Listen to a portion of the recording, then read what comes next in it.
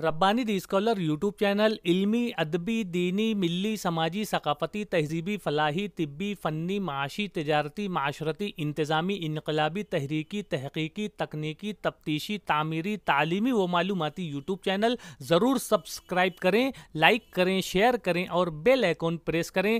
Rabbani the scholar YouTube channel.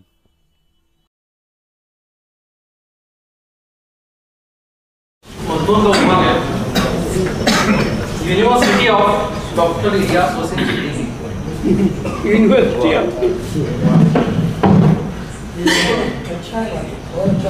شخص اور شخصیت میں فرق ہوتا ہے۔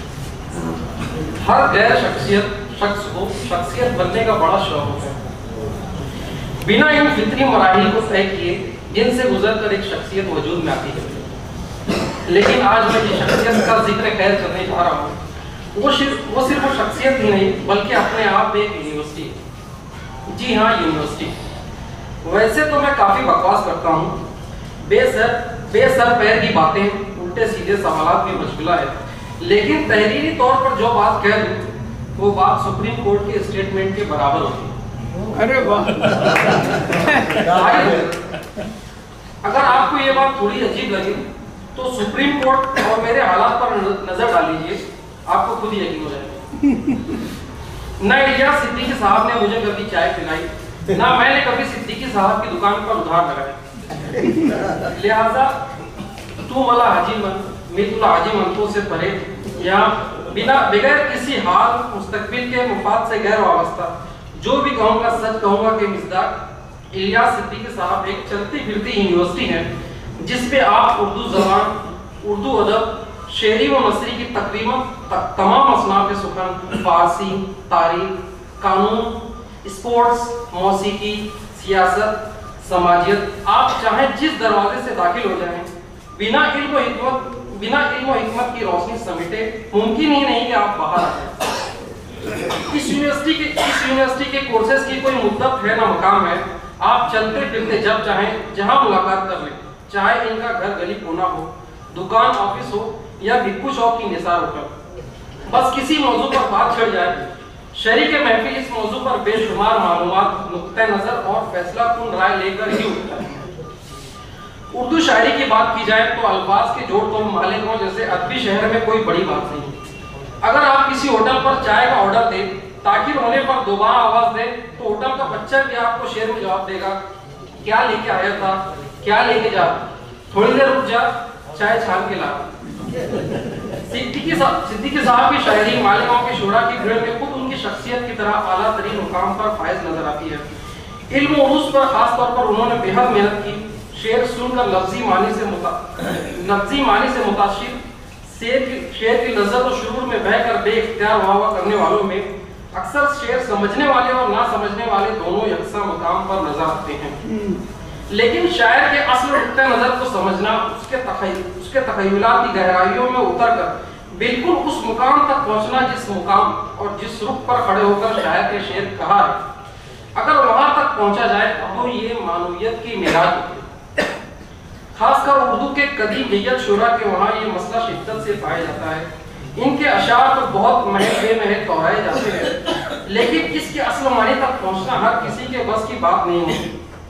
اس بھیڑ میں اردو اسکولوں کے اساتذہ کی بھی ایک بڑی تعداد پائی جاتی ہے جس کی اولین مثال میں خود ہوں، جس کو زندگی بھر میں اقبال کا ایک ہی شعر سمجھ میں آیا کہ تو بچا بچا کے تو نہ رکھ، تو بچا بچا کے نہ رکھ اسے، تیرا آئینہ ہے جو مکمل طور پر سمجھ میں آیا۔ اس کمی کو شدت سے محسوس کرتے ہوئے صدیقی صاحب نے علم و عروج اور شعر فہمی کی باقاعدہ کلاسز تک منعقد کی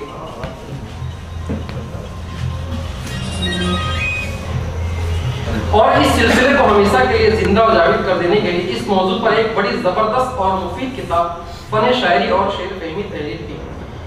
اس خزانے کو ہمیشہ کے لیے محفوظ کر دیا۔ خود آپ کا شعری مجموعہ قندیل حرف کے عنوان سے شائع ہو کر آسمان ادب کی بلندیوں کو چھو کر زندگی کی تاریکیوں میں روشنی بکھیرتا نظر آتا ہے۔ شہر کی سیاست میں جس وقت سابق عالمی رہنما گزر چکے ساتھی نہال احمد کا طوطی بولتا تھا، اس وقت نہال احمد کے اسٹیج پر صدیقی صاحب ایک اسٹار مقرر کی حیثیت رکھتے تھے۔ शहर भर में इलियास सिद्दीकी साहब की तकरीरों की धूम मची रहती थी। बड़ी तादाद में लोग आपको सुनने के लिए आते थे। आपकी मुकम्मल शख्सियत का अहाता बेहद मुश्किल अमल है। अगर शहर की तमाम सड़कों पर अतिक्रमण कर लिया जाए तो भी मुमकिन नहीं। इस बात का सबसे बड़ा सबूत ये है कि आप पिछली दहाइयों की बिल्कुल गौरानी पीएचडी से सरफराज हैं। आपकी शख्सियत का जायजा लेकर लोग ऑफिशियली पीएचडी होल्डर बन गए। लिहाजा मैं इस मुख्तसर से वक्त में इस बात से कासिर हूँ कि आपकी मुकम्मल शख्सियत का अहाता करूँ। सिद्दीकी साहब की शख्सियत एक पहाड़ के मानिंद है। जेसीबी मशीन का 1 घंटे का किराया 900 रुपया है और इसे देखने के लिए भी बहुत भीड़ जमा हो जाती है। इस काम में मेरे मुआविन वाटर गैस कंपनी के मुलाजिम की तरह है। लिहाजा अब मैं हथौड़ी से पहाड़ खोदना बंद करके अपने असल मौजू यानी डॉक्टर इलियास वसीम सिद्दीकी बहैसियत मज़ा निगार की तरफ आता हूँ। मुझ नाचीज़ की राय में मज़ा निगारी एक इंतहाई हसास और नाजुक तरीन फन है। गोया आपकी कैंची से कागज के फूल कतरना हो, बस एक जरा सा कदम डगमगाए और ये फन मज़ा से निकलकर तनकीस व तज़हीक की हुदूद में दाखिल हो जाता है। लेकिन इस मैदान में भी सिद्दीकी साहब का फन बामे उरूज पर नजर आता है। आपने मज़ा निगारी की बाकायदा शुरुआत 1975 से ही कर दी थी। आपका पहला मज़मून हैदराबाद के मारूफ रिसाले शगुफा में शाये हुआ। बाद इसी रिसाले में बहुत से मज़ामीन शाये होते रहे। मालेगांव के हफ्त रोज़ा अखबार अस्सबील में जिंदा दिल के कलम से के मुस्तकिल उन्वान से तकरीबन 1 साल तक मज़ामीन शाये होते रहे और आखिर में सबसे खास मालेगांव के मारूफ रोजनामा शामनामा में आपके तंजिया, मज़ाहिया, सियासी, समाजी, दीनी, इस्लाही मौज़ूआत पर मुसलसल 6 सालों तक मज़ामीन जाग मेरे शहर के उन्वान और मुख्तलिफ ज़िमनी उन्वान से शाये होते रहे। इन मज़ामीन ने शहर के समाज और माशरे पर ऐसे गहरे नक्श छोड़े कि आज तक इनकी गूंज सुनाई देती है।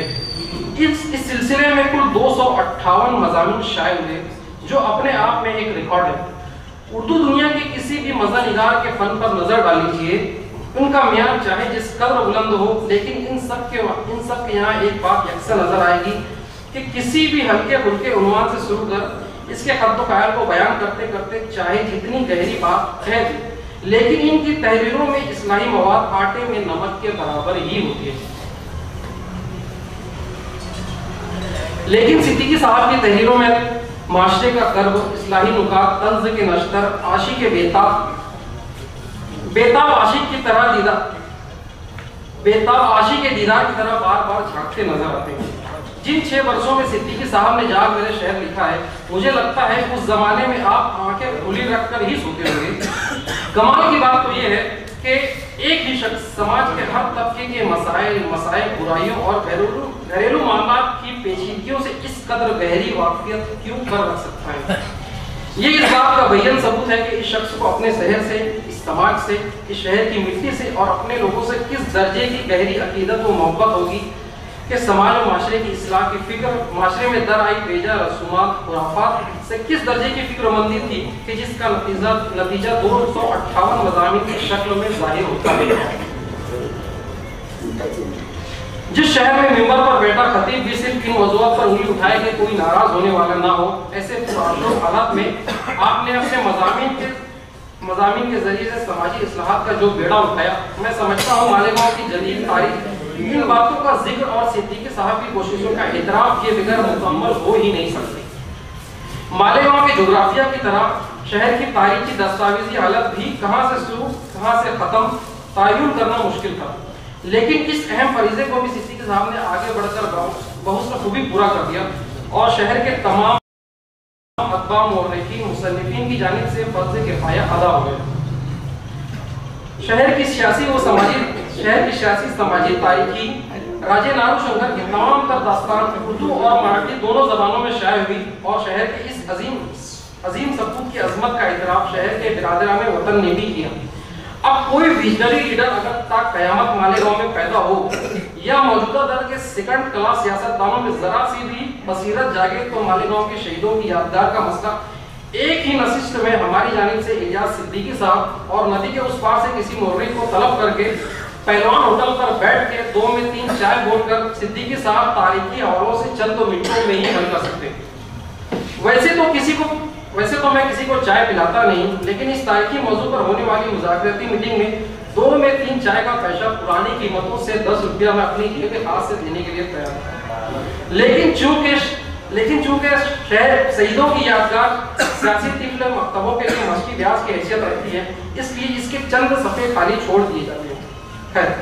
चूंकि जाग मेरे शहर का आखिरी मजमून 7 जून 1997 यानी आज से 23 साल पहले शाये हुआ था, इसका मतलब साफ है कि आज की नौजवान नस्ल सिद्दीकी साहब की शख्सियत और उनकी खिदमत से बिल्कुल भी वाकिफ नहीं है। और हो भी कैसे, जो नस्ल खुद अपना आप नहीं जानती वो किसी इलियास सिद्दीकी को क्यों कर जाती है। आजकल स्कूलों में मेहमान भी राखेल वाले, लोखंड वाले, दाल वाले, चावल वाले, जमीन वाले, गर्ज और आसमान वाले को छोड़कर सभी को मंजूर किया जाने लगा है। और शहर के अथवा कलमकारों, दानिशवरों, फनकारों को ये कहकर नजरअंदाज कर दिया जाता है कि जो अपने घर को कुछ नहीं दे सका वो स्कूल को क्या देगा। यही वजह है कि इलियास सिद्दीकी साहब को भिक्खू चौक की भीड़ भाड़ में भी कोई बच्चा वो चच्चा किनारे खड़े होना बोल के चले जाते हैं।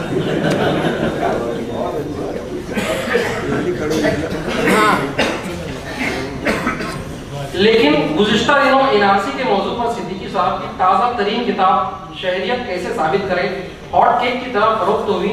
इस तरह मौजूदा नस्ल ने भी इस बहाने कुछ हद तक सिद्दीकी साहब की शख्सियत से रोशनाई हासिल की। एक मरतबा फिर तमाम साथसा, वकला, माहिरीन सियासत और ज़िम्मेदार शहरियान में सिद्दीकी साहब ने अव्वलियत और सबकत हासिल की और उर्दू ज़बान को एनआरसी जैसे सुलगते मौजू पर अहले किताब होने का दर्जा दिया।